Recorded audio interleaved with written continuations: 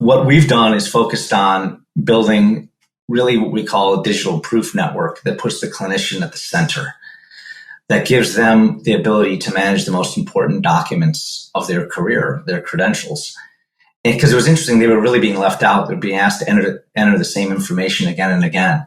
But by empowering them with a way to manage and grow their career over time, and ultimately eliminate a lot of the paperwork associated with credentialing or recredentialing and reprivileging and everything that they do, that could have a profound impact. Let's discover the Cleveland entrepreneurial ecosystem. We are telling the stories of its entrepreneurs and those supporting them. Welcome to the Lay of the Land podcast, where we are exploring what people are building in Cleveland. I'm your host, Jeffrey Stern, and today we have a special guest on the show, and with it, a slightly longer and more personal soliloquy of an introduction, so please bear with me for a moment here. When my last startup spectacularly collapsed in early 2019, as startups do from time to time, I knew that there was more to my own entrepreneurial path. I knew I still wanted to build something impactful, but I was not quite sure exactly what I wanted to build, and so I set off on a journey to figure that out. A journey which ultimately planted the seeds for this podcast itself, a story that I will revisit in a special future meta episode. But more importantly, a journey which gave me the opportunity and the privilege to co-found a company with our guest today, Charlie Lougheed. The journey that I embarked on involved many exploratory conversations with founders in Cleveland as I tried to figure out where I wanted to devote my time and energy going forward, and also who I wanted to build something with. And what was incredible to me then, as incredible as it still is to me now, is that if I could have waved a magic wand and picked the two specific people in Cleveland that I would have wanted to start a company with, it really would have been Lucky Tavag, who I had come to respect and look up to as a prodigious engineer, as a mentor, and as a friend, and Charlie Lougheed, who I knew to be one of the few people in Cleveland who had not only successfully navigated the choppy Cleveland startup waters, but who had done it multiple times over across different industries, and who, as the crazy entrepreneur that he is at heart, somehow wants to do it all again. And so to say that I felt quite humbled that both Lucky and Charlie brought me on as a co-founder of Axuall with them is an understatement. But with a little bit of that context, here is some more on Charlie. Most recently, prior to Axuall, Charlie co-founded and co-funded Explorys, which is now IBM Watson, in 2009 as a spinoff from the Cleveland Clinic. And in the 6 years since, the company became the leader in the healthcare big data and value-based care analytics space, spanning 26 healthcare networks, 60 hospitals, and 60 million patients across the US.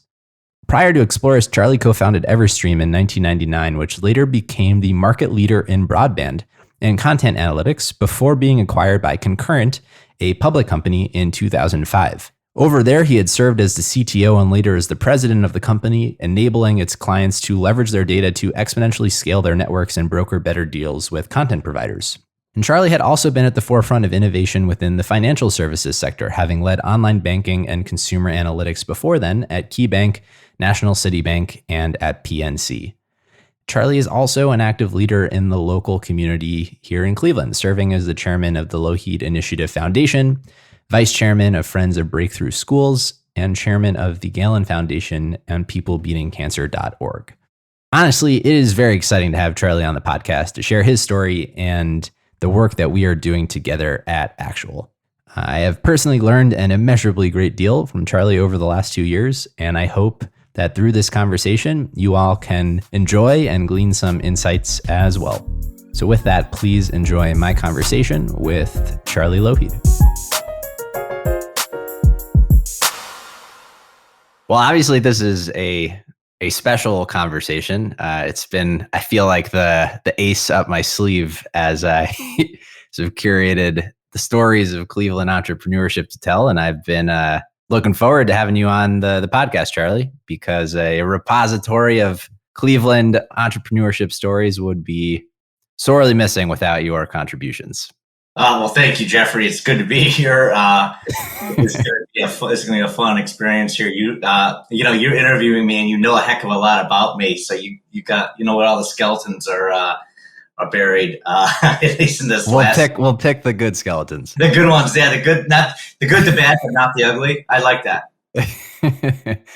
Yeah. So we'll spend a lot of time here talking about the work we're doing together at Axuall, but I wanted to take the opportunity to explore, some of your motivations and past here, because Axuall is not your first rodeo here in the company building arena that we find ourselves. And, from Everstream to Explorys and others that over the course of your career, you've been able, it seems, to consistently best the proverbial startup odds and do it here in Cleveland. And so I thought a good place to start would just be, looking back on some of those endeavors, where you would say your motivation stems from for entrepreneurship, and what were some of those like formative moments looking back that kind of put you on this path?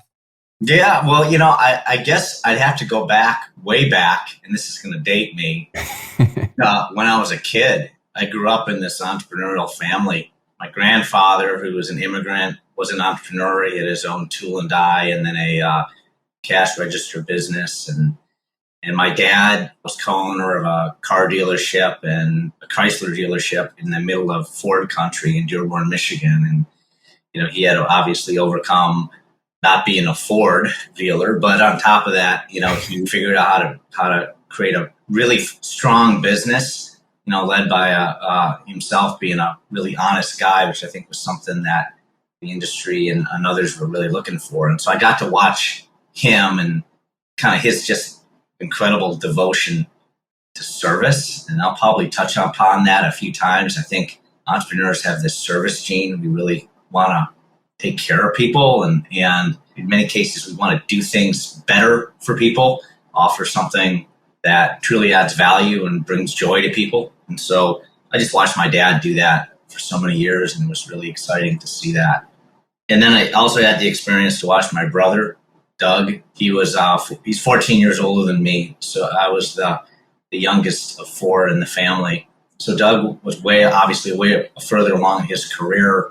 He was also an entrepreneur, had his own business. He was focused on commercial lines insurance. And I got an opportunity to follow him around and meet some of his customers. And these were companies that relatively small, a lot of times small or medium-sized companies that provided products or services to the automobile industry and others in the Detroit area. And I just kind of got to see him interact at a different level, in a different way that my dad did. Yeah. So I got to get all this different perspective, and sooner or later you go along on enough of those sales calls and meet some of those people, and somebody asks, "Hey, what does your kid brother do here?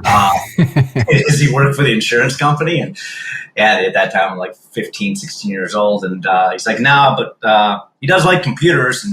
And that got up the conversation going, like, "Oh, can he fix my computer?" Next thing you know, I'd fix one computer, another computer, and then we built a business out of it. And then we started building software around it. And I worked in my brother's building for a long time. And so I had this experience really early on that I think was somewhat unique. My other friends were working at like Merry-Go-Round or the Chess King or some of these other stores that are no longer around. And I'm out doing that. I had a lawn service on the side as well. So I was just, I don't know. I think I was just exposed that way. Some could maybe say wired, but it was probably a little bit of nurture and nature.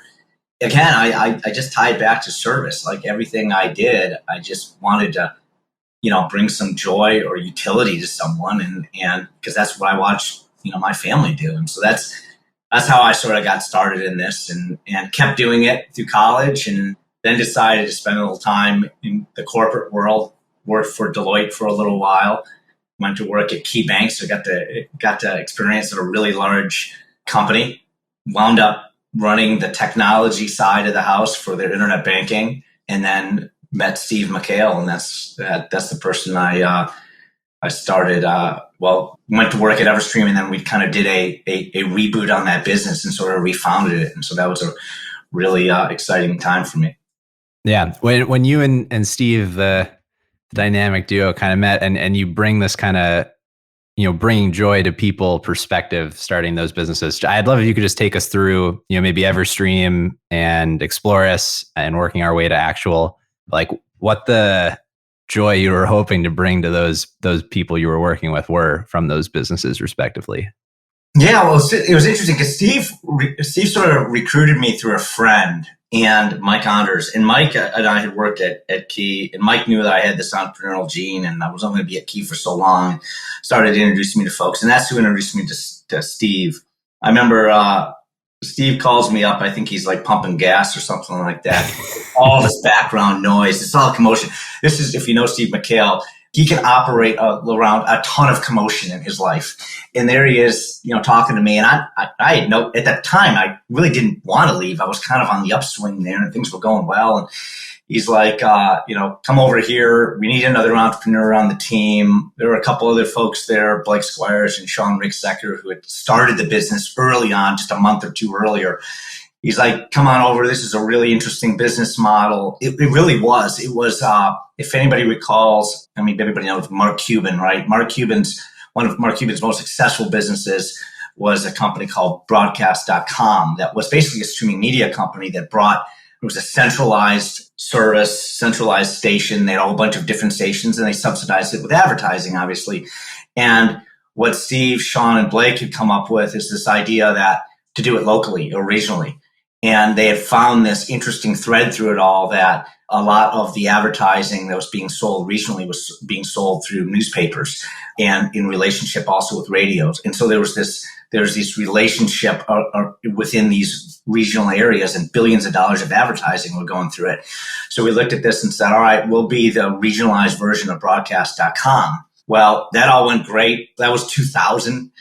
About $8.5 million in financing. I came over the chief technology officer and we built this thing out. We were all super proud of it.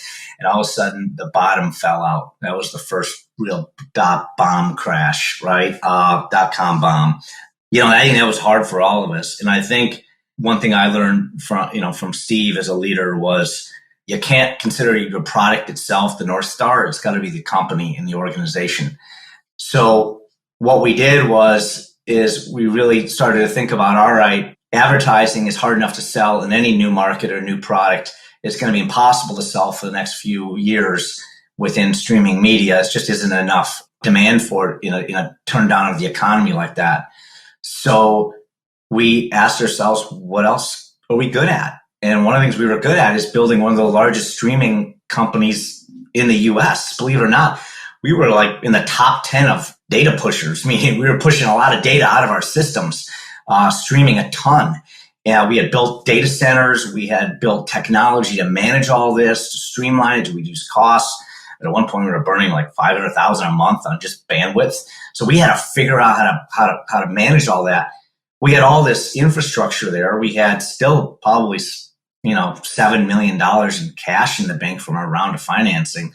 Rather than just continue to burn through it, we decided to pivot. And that was sort of this rebirth, refounding of this company that was really interesting. And I tell you, not everybody wants to go through a pivot, but it's not exactly a bad thing. Sometimes it can be somewhat of a cathartic thing, and it kind of releases you from the chains of an idea that might have been good at the time, but just or seemed good at the time, but just timing was not on your side. And so we did that, and we started to approach, interestingly enough, companies that were doing a massive amount of streaming and had super, super large capital. And those were cable companies. Cable companies in telco were really beginning to push broadband to really have broadband catch on. You had to push video on demand and other types of services that were bandwidth hogs. Well, we knew about that stuff, and so we started building technology to not only help them on the technology side, but also measure their media. And that just took off like crazy. And we grew to a market share of about 50% and sold to a public firm in 2015. So, that was just this amazing ride. Just taught me about the value of it matters so much the team that you're around than the product you're building. And if you're honest with yourself and what you're hearing from customers, if you got a good team around you, odds are you'll figure it out. At least, you better your odds a lot. Yeah, no, that makes a lot of sense. I remember one of the things that you've mentioned in our own journey was it's about the team that you build and their willingness to kind of stick it through successive failures and eat that for breakfast. Yeah. Yeah, absolutely. So, again, working our way towards Axuall here, how does the journey kind of transpire? The work you're doing there at Everstream, taking us through to Explorys, and how did that actually happen? It's like one of those things in your life. So many things build upon one another, and you look back and say, "Could I have done that one thing without doing the thing before?" And I don't know, maybe you could. But I tell you, Everstream positioned us really well in some respects. In other respects, it was interesting. It turned out to be a blessing in disguise, in that after we had sold Everstream, typically you want to stick around for a while. One thing is really important, especially from an entrepreneur perspective, is you not only want to hang in there for your customers and your team, you also got to hang in for the companies that buy you, because they stick their neck out for you, and they're expecting your company perform. So you got to be there for them. And so, I wanted to make sure I was there for the Concurrent team who had bought our company from Everstream product. So I was there about 2 years. But after about 2 years, I was ready to go do the next thing. Meanwhile, again, Steve is talking to some folks in the healthcare space. We were both bumping into a lot of the same people. In Cleveland, healthcare is obviously a big part of our economy, employs a lot of people. You get to know these folks. We were serving on some charities and different types of boards, and got to know some of the leadership there. It was really interesting to hear about big data. At the time, the word big data was becoming a bit of a buzzword. Interestingly enough, we did that all through Everstream. And that was interesting because it did help an industry transform and evolve. The data and analytics around Everstream in many ways shaped video on demand, and in many ways was demise of Blockbuster and other things, and being able to understand how to manage and get better content through data. And we looked at healthcare and we said, all right, we see these parallels, and maybe it sounds kind of crazy, but there are a lot of parallels into healthcare. Healthcare hadn't really leveraged big data. There were a lot of people that thought that any individual health system, even somebody as big as the Cleveland Clinic or others that you might think of, have enough data by themselves to be able to really see patterns in patient outcomes or see opportunities relative to new therapies or drugs that may interact in a more favorable or less favorable way. The reality is that because healthcare is so sparse, you really need to be able to have look at it in a very large population set. So believe it or not, 3-4 million patients isn't enough. A lot of times you need about 25 million patients, we had figured, to really understand disease more effectively. Meanwhile, the whole healthcare industry was going under this transformation. It was moving towards a value-based model, meaning you don't just get paid for the services, you get paid for the outcomes. To do that, they had to have some level of actuarial understanding of the data that they really weren't leveraging yet. We met some folks at Cleveland Clinic that were pretty instrumental in this process. Martin Harris, who was their CIO at the time, Chris Colburn, who led their innovations at the Cleveland Clinic, then went to Partners, and now Partners is now obviously Mass General Brigham. We met a guy, a physician by the name of Anil Jain. He was an internal medicine physician there, and also, interestingly enough, an informaticist. So he had built this solution that was kind of like a mini Google for healthcare records. And we looked at this and said, well, this is pretty cool. I mean, Google is one of those tools, the search that allows, it's pretty liberating if we add some things and faceted search to this thing, building upon what Anil and his team had done, and then supercharge it with a lot of data from multiple health systems. Well, then that could be something that could be really appealing. We sort of got the band back together again and formed Explorys.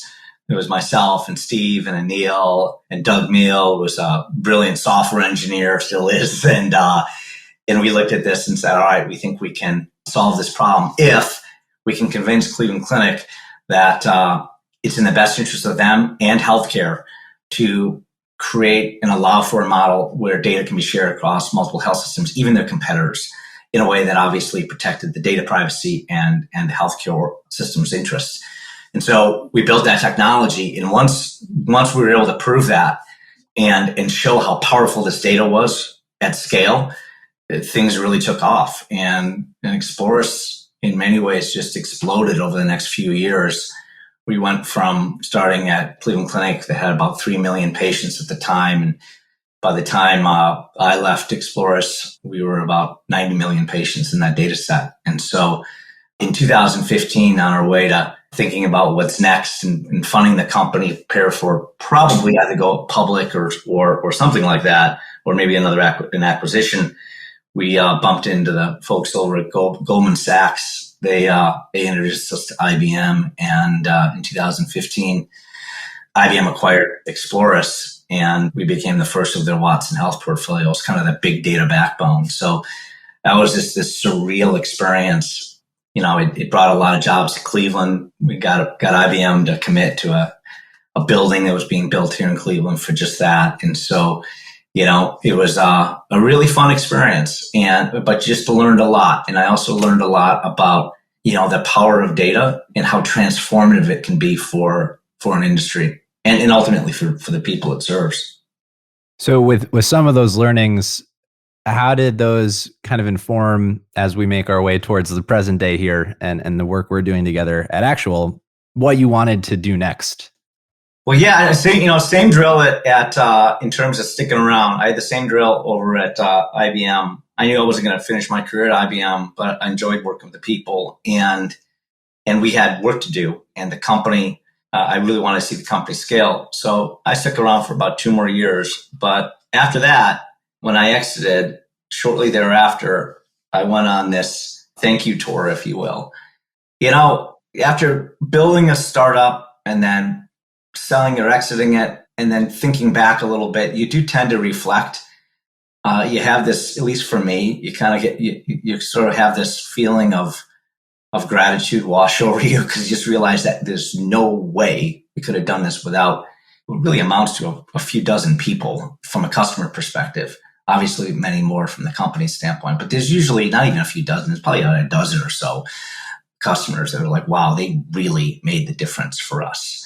So I decided to go on this multi-city tour, got on the plane, go to cities and talk to some of the folks who were really, really early on in the sales cycle with Explorys, and things that worked out really well, obviously, for all of us. So I just wanted to say thank you. And you kind of get to talking about what's next.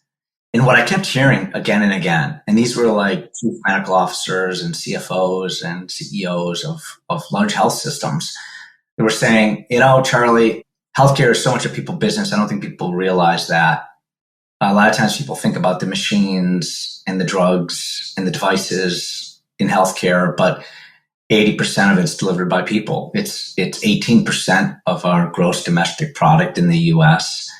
And it's absolutely critical. We're staring at shortages down the road. Meanwhile, data on providers, on the clinicians and people that provide the healthcare is really limited. It's siloed all over the place. We don't make good decisions about how we logistically place clinicians to meet patient demand. And this was before COVID, but obviously COVID made it just painfully clear that in order to really understand how to move people into the places where they can serve patients quickly in an elastic way, you had to be able to leverage data. And so there was this clear problem. And I saw parallels to big data here, because so much of the data that they were looking for, particularly in the onboarding process, required data that was from outside their 4 walls. And some of it was in, but a lot of it was outside. And they had to be able to bring this information in quickly, but everybody was sort of recreating the wheel in the industry. So we looked at this and said, okay, let's figure out how we make this a lot easier to leverage data. At the time, Jeffrey, I got to meet you and I got to meet Lucky, and you guys got me to thinking about blockchain. And I think the thing for me that was most interesting about blockchain was the fact that it digitized proof. It made proof durable. It made proof secure, meaning because of its distributed ledger technology, you could know that a proof came from a certain individual or person or entity, and that hasn't been changed since. And we looked at that and said, all right, if we can apply this to all of the administrative verification that goes on in healthcare, administrative costs in healthcare exceed about $1 trillion a year. I mean, that's a lot of money, right? Arguably, we could redirect that money in different places. So a lot of people don't get access to care. If we could figure out how to reduce the costs, reduce the burden for clinicians that spend so much time in paperwork. If you talk to a doctor, ask them about the term operating at the top of my license. When you operate at the top of your license, you're basically operating like a doctor or a nurse or any type of physician.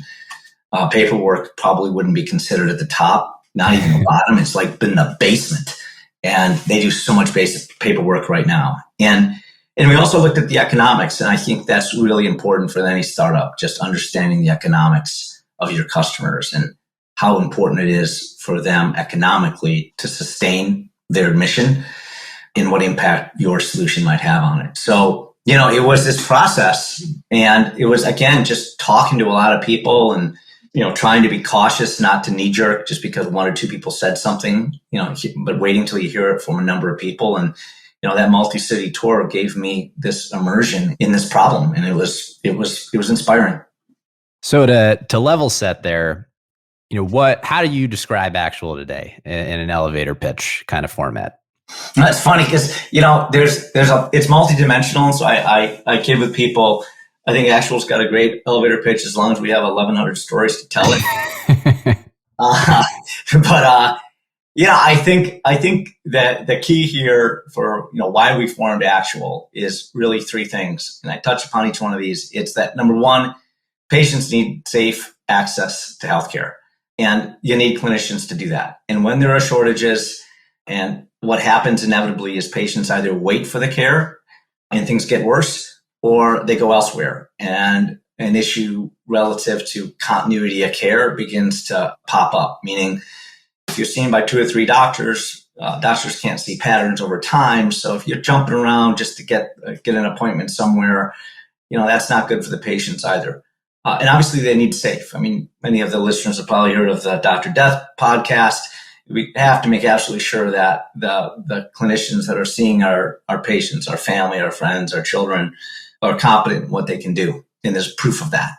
I think the other element of this, we looked at it, is physician burnout, practitioner burnout. I mentioned this earlier. Paperwork is killing medicine. It's driving a lot of people out of medicine. Not to mention, if it takes a long time to replace a colleague that's left, and you're working additional Saturdays and Sundays over and over again, it can get pretty hard. And in many cases, people leave medicine for that, and that creates, sort of this downward spiral. And the third, obviously, is the administrative efficiency. Your average physician in a U.S. health system generates around $9,000 a day in top line revenue. So every day that's delayed is money that's gone for that organization. And most healthcare organizations are barely breaking even, and so we don't want them to go away. So what we've done is focused on building really what we call a digital proof network that puts the clinician at the center, that gives them the ability to manage the most important documents of their career, their credentials. And because it was interesting, they were really being left out. They're being asked to enter the same information again and again. But by empowering them with a way to manage and grow their career over time, and ultimately eliminate a lot of the paperwork associated with credentialing or recredentialing and reprivileging and everything that they do, that could have a profound impact. And so that's what we set out to do. And on the back end of that is what we provide the healthcare organizations they work with. And that's obviously insight for better planning. It's data and verified data to streamline the process to get clinicians to work very quickly. It's portability, so they can work with other health systems, and you can have a clinician at for instance, at university hospitals and Metro work on the same patients, which in many cases is a really good thing with health collaboratives. And so, we look at all this, and that's really what as an organization we are focused on. And, I'm proud to say that we didn't do that in a bubble. We built that with healthcare systems that were really our co-founders, figured it out, and saw it grow from there. Yeah, I think the co-development initiative is an important one because it, in my mind, is how we kind of navigate the catch-22 of being an early stage company where in order to get the kind of customers that we want, you need to have the references that you've worked with those customers before, but to ever have had references, you need to have had the customers, and it's hard to get that early buy-in for the vision. And so getting it right just kind of amounted to working with the prospective customers and the hospital systems here in Cleveland to build the product that lets them teach us, why things are done the way they are. They reveal to us the status quo, if that's a result of habit or from necessity, and just affords us the ability to innovate where the answer to that question is habit, and question where the answer to that question is necessity, and like build the product together to a point of general extensibility, which I think is where we've kind of take it. So kind of just, working through the history of where Axuall has gone in the past 2 years. So that kind of, thank you tour, the gratitude journey that you went on early 2019, late 2018, we kind of come together in the summer of 2019, and, kind of fill us in on the blanks between then and now. Yeah, come 2018, it was pretty clear that healthcare had a real problem to solve around credentialing and all the inefficiency that came with it. That's when you, Lucky, Jesse, and I started to build what essentially would become the first prototype of Axuall. If you recall, those are pretty fun days. Our first office was on the Ayers Lean Dog boat. For those that may not be familiar with the Ayers Lean Dog boat, it's a pretty cool floating office building / development lab. And way before us, that boat was the Hornblowers restaurant, and before that it was a working Lake Erie barge, so lots of history. Coincidentally, that boat was also the home to the Unify Project. For those that may not know them, that's a nonprofit that I helped get off the ground along with Steve McHale and Jim Hickey back in 2017, doing some pretty amazing things as it relates to the future of work and getting people to participate in the economy at a greater level, things that are all really important in our community. So suffice to say, there was a lot of creative thought going through that boat, and it was just a great place to get things going. It's really fun being around other co-founders. It's just this energy, but if only half of your time is spent in the other with that, and the other half of your time is spent with customers just trying to sell them on it, you're kind of missing out. And so, especially in the early days. So we said, all right, we need help. We need perspective. Just like you said, Jeffrey, we need some insight into this. We don't understand all the intricacies of credentialing and privileging and onboarding yet. So let's bring some others into the startup garage, if you will, or the startup boat. And so there's really several organizations here in Cleveland, university hospitals, and that team were incredibly important there. We had David Sylvan, who's the president of the Innovations Group, Dr. Eric Beck, in the very beginning, talking about what could be here. And it was really interesting. And we talked to folks like Dr. Brian Rothstein about, what would this be like for you and others? It was really inspiring to hear that we were on the right path and that clinicians really needed this kind of thing as well. And, so I think that was really exciting. That was verified with others, Dr. Miller and others at the organization. And so we had validation, but we still knew we needed a co-founder in all this that was a customer. And that can be, that sounds odd, but it shouldn't be. It should be more commonplace, especially in the Midwest. It's kind of our secret weapon against the coasts that have so much more money. If we can streamline a lot of the early R&D by getting it right the first time with these kinds of people, it's really important. Metro Health was really pivotal in that as well. And Trish and Brittany and Julie were supportive of us there. And I think that was just really important for us to get a perspective from their side. Another startup, Higher Medical, Manoj Javri and his team were really instrumental with that as well. And they helped us really understand the staffing side of the house. And then, of course, others along the way. MedStar came in a little bit later. They were a large health system on the Eastern Seaboard. We got to get some really good perspective from that group. I had worked with them in the past. Melissa, Joe, and Jeff over there. MedStar was one where the head of the innovations group, Dr. Mark Smith, and, just again, having people like this kind of wrap their arms around us, take us under their wing because they trusted us and they knew that problem. It's just this exhilarating experience. Jeffrey, I don't know for you, but it's also, it's not a burden, but it's definitely a responsibility that you get up every morning with and you say, we got to figure out how to make this work because so many people are calling us. Oh, for sure. Yeah. I mean, you hear all these clinician stories, part of the thing that we're trying to do is build empathy for them. And it's very easy to do it because you see what they're doing and what they have to deal with. And it is a motivating force for us for sure. Yeah, it's amazing. And so, I mean, you were there along with the journey. You were every day, right? We were, we had to get to MVP. We had to try this out on some clinicians. We started out in 3 phases. Every phase we got a little bit better. After seeing this 100 plus times, we really did begin to build a really great experience for not only the clinician, but we got really good data into the health systems in a tenth the time. And so that was enough to begin to build out the commercial agreements. Once we started signing commercial agreements last year, getting in 2021, we recognized that we got to put some fuel in the engine here to continue to grow the business. We set out to raise a round of financing that at the time that would be $4 to $5 million, and wound up being over twice that much. And it had so much to do with the healthcare community getting behind us. It was, Flare Capital and Michael Greeley and that team. I had known Michael from the Explorys days. He represented a lot of investors that saw the value in this, and of course others in the syndicate as well, Intermountain and University Hospitals and MedStar, and these organizations literally, again, in some cases, not just giving us their time, but then giving us commercial agreements and money and revenue there, but also investment. It's just, I'm going to have one heck of a thank you tour someday when this is all over again, because it's pretty amazing. It is pretty amazing. Well, one of the things I wanted to ask you about was, so obviously we have not picked an easy problem for ourselves here. This is a very ambitious thing that we are working on with a lot of opportunity to affect clinicians and the economics of the whole space. And it's also a place where there are a lot of people who can say no to what we're doing, and very few that can say yes.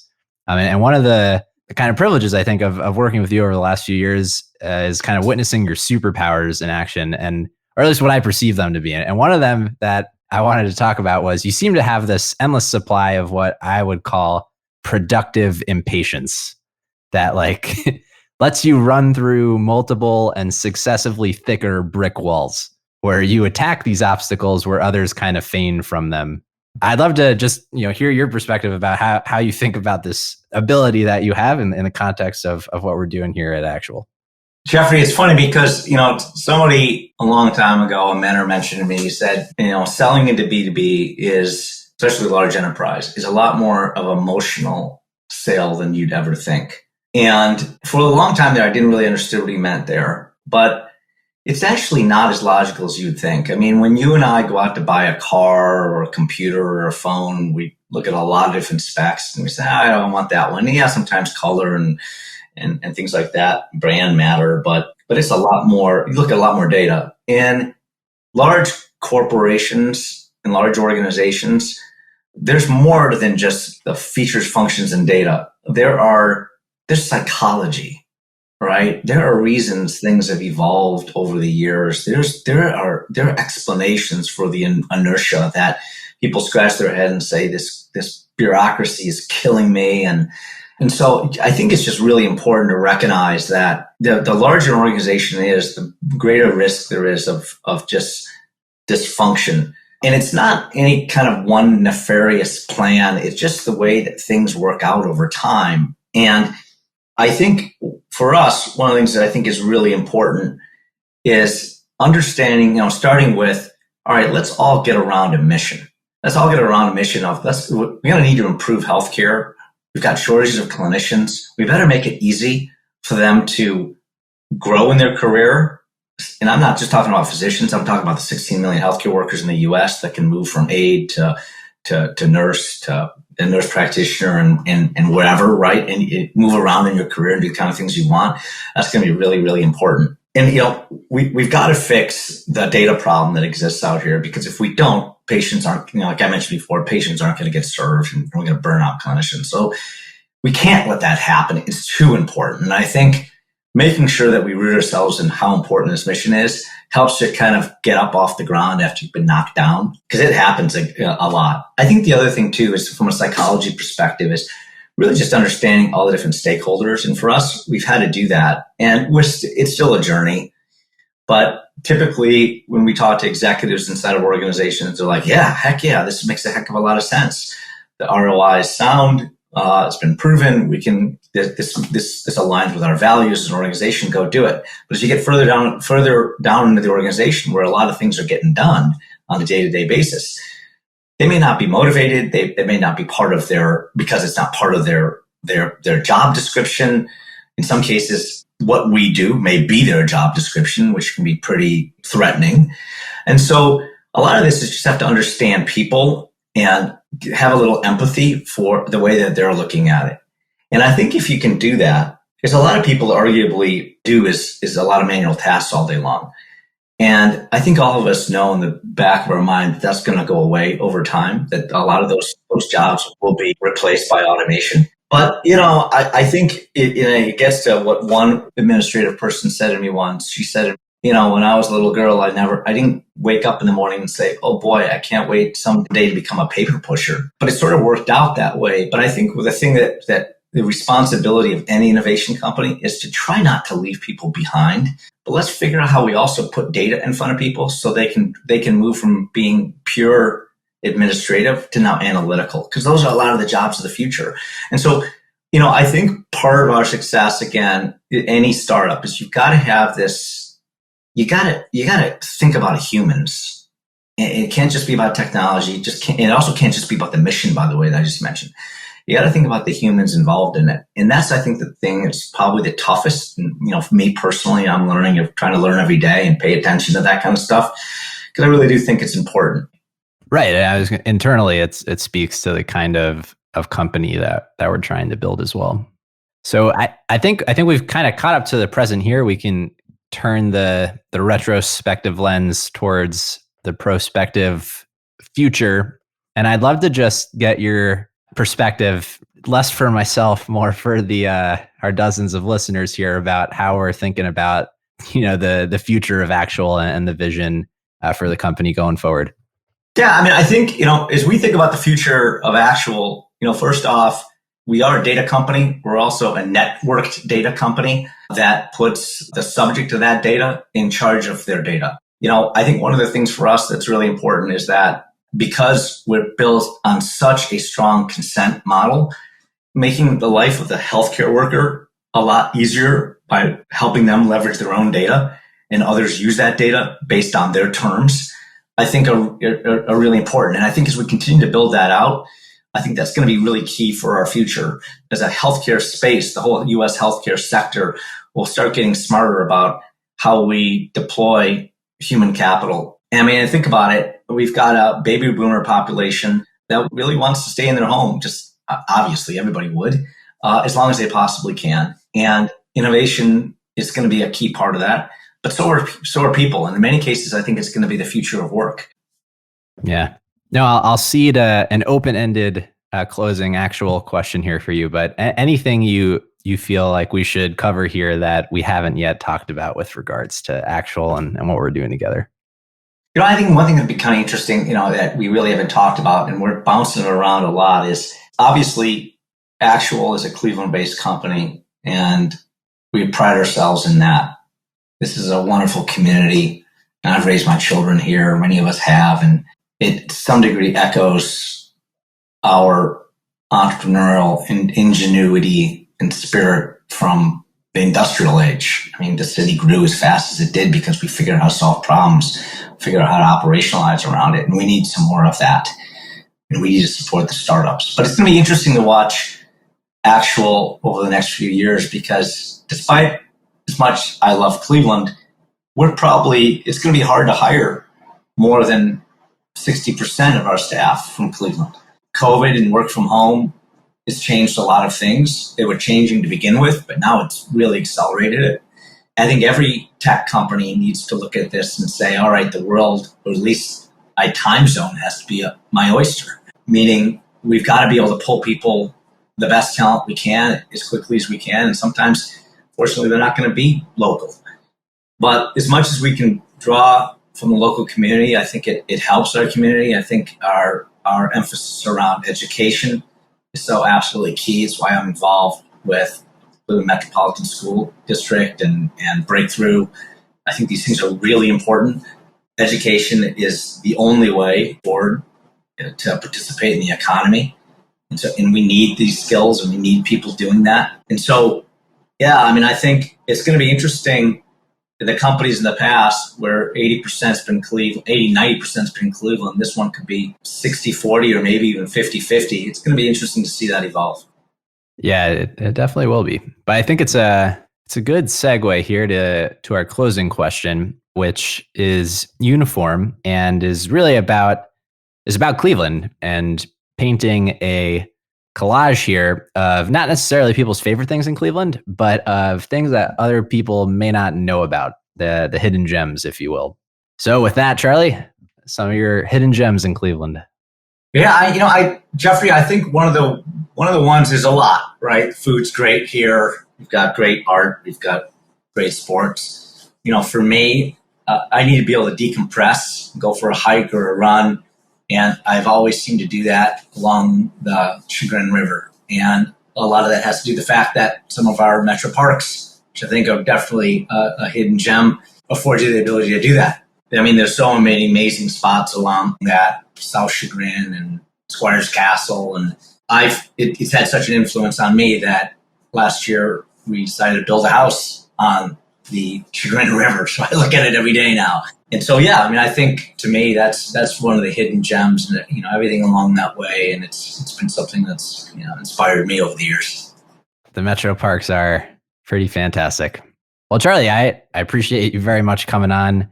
Like I mentioned, I've been looking forward to this one for a while, having kind of been part of your journey here in the last few years, but hearing about it in the past.